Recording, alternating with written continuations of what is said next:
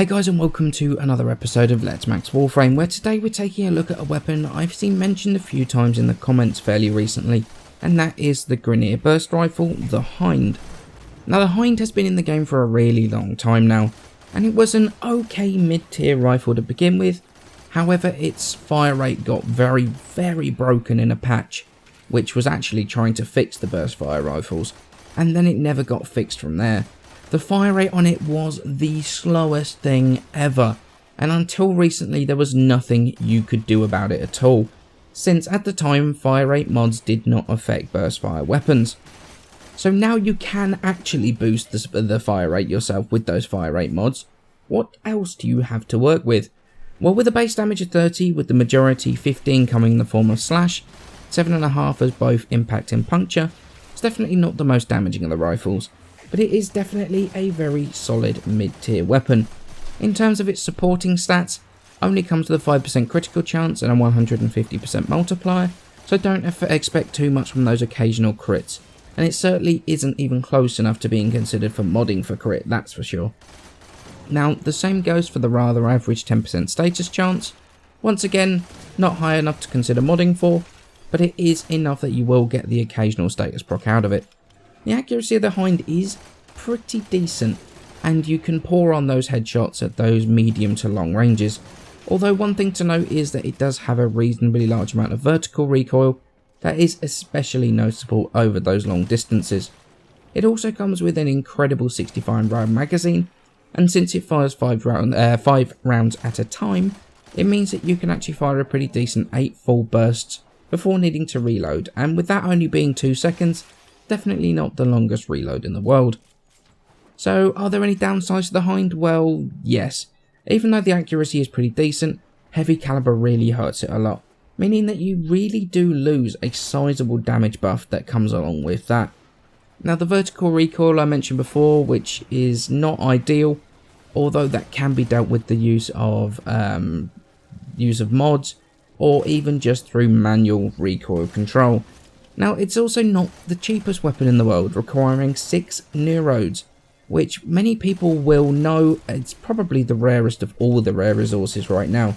So for a mid-tier rifle that is really aimed at those players, the newer players that are upgrading from their first weapons, you know, the Mark 1 Brattons, the Brattons, this is actually fairly expensive to build. Further to that, because of the low fire rate mods like fire acceleration are needed to make this weapon that is easy to work with. However, this has a knock-on effect of consuming a lot more ammunition, making ammo mutation on this, it's not quite mandatory, but it is definitely something that should be considered for those longer missions. Okay, so let's move on to starting to mod the Hind. Now, it does come with a V polarity as standard. However, we're going to add 4 former. Now, I know this is much more than 4 up the top here, and there's more than 4 actually on the weapon itself. However, we're going to add 2 Vs and 2 dashes. This other dash actually isn't needed. Now, the majority of the mods are remaining the same between the 3 builds. We've got Serration for damage, Split Chamber for multi-shot, we've got Shred for fire rate, as well as that much needed punch through. We've also got Vile Acceleration, which is increasing that fire rate even further at the loss of a little bit of the damage. Now, the reason I go with Vile Acceleration is because I feel that the damage output of the increased fire rate is worth that slight bit of damage loss over something like Speed Trigger. So I went with Vile, and it was very much noticeable dropping Vile down to Speed Trigger. And then we've also got Rifle Ammo Mutation on here, which I tend to combine with a carrier. That really helps to mutate my ammo very effectively, and that basically will keep this thing going very efficiently. Now, for the elementals, we're going to go with the 90% elementals. Obviously, we're not going to go with the dual stats because of the status chance isn't great. So for the Grineer, we're going Hellfire and Stormbringer for radiation, and Infected Clip for toxin. Against the Corpus, Stormbringer and Cryo rounds for the magnetic, and Infected Clip for the toxin damage. And in the Void, Infected Clip Stormbringer for corrosive, Hellfire for the extra heat damage. Now, if you're running corrosive projection, go for the viral and heat build, and this will be Infected Clip, Cryo rounds, and Hellfire for this one. And this is what I would say is probably most used build for the Hind. I don't think I have any other variations. I don't really switch any of the mods around. This is pretty much what I would go with every time on the Hind. So do I think the Battle Baguette deserves the time and resources to build and max it? And the answer to that isn't really that simple. Do I like the weapon? Do I find it fun? Yes, I really do. I love playing with a Hind, and it was, well, I was one of those strange people that play with it occasionally before the fire rate buff. I find it fun, I love the looks of it, and I love the sound. So from that point of view, I would definitely recommend it.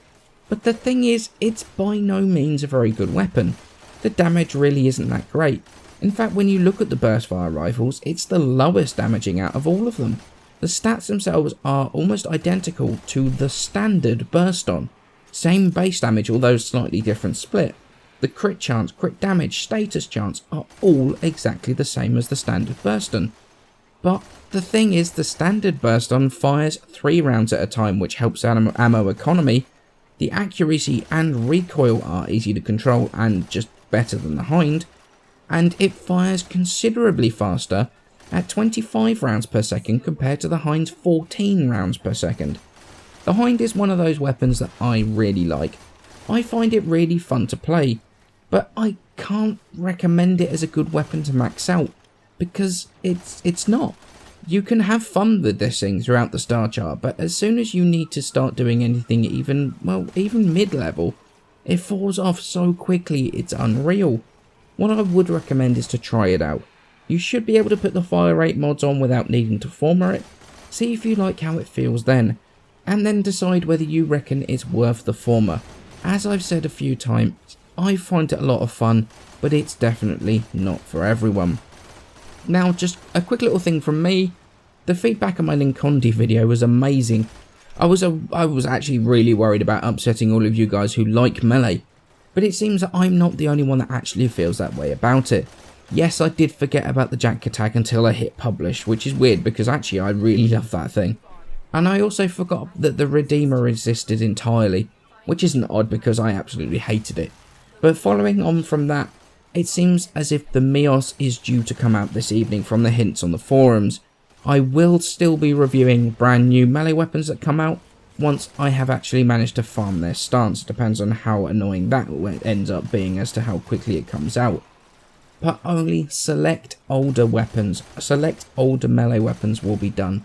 So don't be too surprised if I don't post too many melee review vids up in the future. So anyway guys, hopefully I'll have the Mios video out as soon as possible depending on the stance, and I shall see you in the next video.